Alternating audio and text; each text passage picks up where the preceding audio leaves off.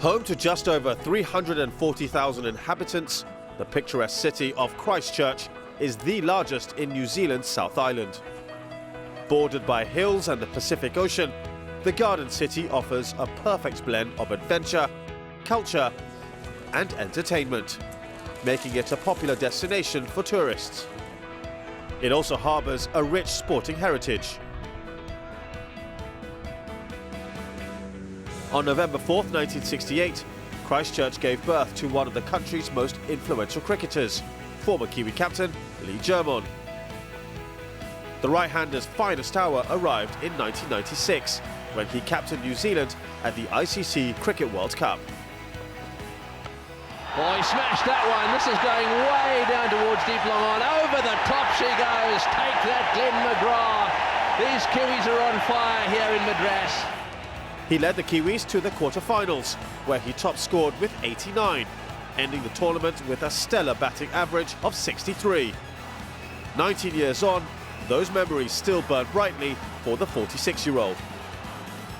First of all, it's a huge privilege to captain your national side, and it was for me at that 1996 World Cup. And as a captain, you get to experience the World Cup from sometimes different angles and perspectives than other players.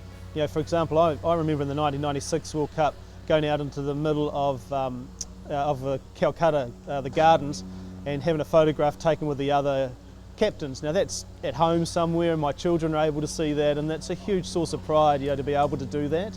So as a captain, yes, there's a bit more pressure on you, but it's a wonderful experience to be able to lead a team in a World Cup. As a captain, Germon led by example. Thrust into the leadership role of an underperforming Canterbury side at the tender age of 22, expectations were not high. But he delivered, and how. Under Germon, Canterbury won 5 domestic one-day competitions in 6 years and 3 first-class tournaments in 5 years. In 1996, he captained New Zealand to its first Test victory over Pakistan in Pakistan for 26 years, while also leading the Black Caps to their first ever ODI wins in the West Indies during the same year. What makes Germon's feats even more impressive is that he achieved them while donning the wicket-keeping gloves. It is tough, I think, being a captain and a keeper, and there haven't been that many, really that have done it over a long period of time. Brendan did it for a wee bit, but now, of course, he hasn't got the gloves. So one of the key things is that as a keeper, you need to be focused on every delivery, concentrate on every delivery. So what you can't be thinking about is, have I got that fielder in the right place, or in 5 overs' time, what is my bowling change going to look like? You need to be focused on your role and your task. So that can be a challenge as a keeper and a captain, and it can be mentally very challenging as well to then have to go out and bat. So it can be a position that is reasonably difficult to do for a long period of time. In the modern day era, juggling captaincy and wicket-keeping can be an intimidating task. We have seen players like Rashid Latif and Adam Gilchrist performing the dual role, but when it comes to determining the best, Germon finds it hard to look past India's MS Dhoni.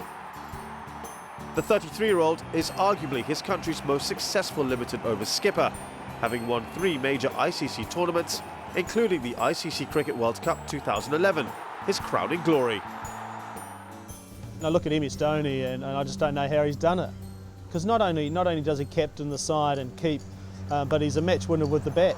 Often he's had to go in and win matches for his team or rescue the team. And he seems to have a clear state of mind that enables him to do that. He doesn't seem to get too emotional, particularly out in the field. He's always in control, and he's probably the one player as a captain and a keeper that has been able to do it for a long period of time and do it very successfully. Germon played his last international match in 1997, ending a short but sweet career that lasted just 12 tests and 37 ODIs. In 2009, he couldn't resist the temptation to take up a position as CEO of Canterbury Cricket, which he occupies to this day. Christchurch's tragic earthquake in 2011 wreaked havoc on most of the city's key infrastructure. Even the iconic Hagley Oval was a shadow of its former self, battered and bruised. In the aftermath of this disaster, the father of 4 made it his sole ambition to spearhead the reconstruction of the venue. In just under 4 years, the phenomenal efforts of Germon's team was there for all to see. A brand new temporary 20,000-seater stadium that successfully hosted 3 matches at the ICC Cricket World Cup 2015. So what did he find more enjoyable? It's hugely different administrating to playing. I mean, as a player, all you're worried about is your own performance and your team's performance. You know, so you get pretty much told where to be, what time, turn up, what to eat, get to the ground at this time, out you go into the middle, do your warm-ups and play the game. But there's a lot of pressure involved, obviously, in playing in a Cricket World Cup. As an administrator, it's all the stuff that goes on in the background that as a player you wouldn't even know. Yeah, and I think what it's done for me, certainly getting into administration, has made me appreciate the work that does go on behind the scenes for a tournament that sometimes players don't. Lee Germon was born to inspire both on and off the field. As captain, he brought a sense of respectability back to New Zealand cricket. And now, as administrator, he has brought Christchurch back onto the cricketing map. We have no doubt that the former wicket-keeper batsman will continue to deliver the goods for the city he loves.